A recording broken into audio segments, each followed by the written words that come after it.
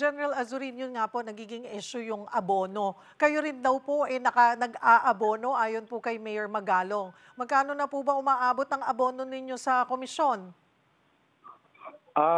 Okay pa naman po, ma'am. Bali, nakakayanan pa naman po.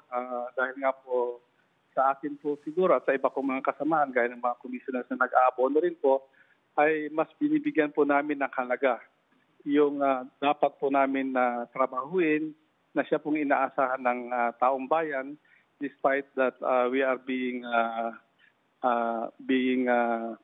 bashed kung minsan na mabagal kami, na hindi ho makatotohanan yung investigasyon na isinasagawa po namin.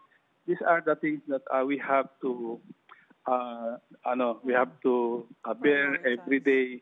Yun pong tiwala ng taong bayan. But sabi ko nga, meron ho kaming trabaho na iniatang po sa amin. Gagawin ho namin ang lahat ng aming magagawa para sa ganun naman ay maibsan po ang mga hinaing at parang paghihinagpis po ng ating mga kababayan, lalo na po yung mga namatayan sa mga nagdaan po ng mga sakuna dito sa bansa po natin. Pero General Azurin, yun naman pong mga out of pocket nyo po, nare-reimburse naman, na ibabalik?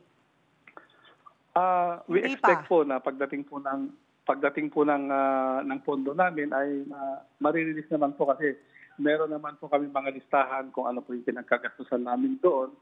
So I hope na maibalik naman po.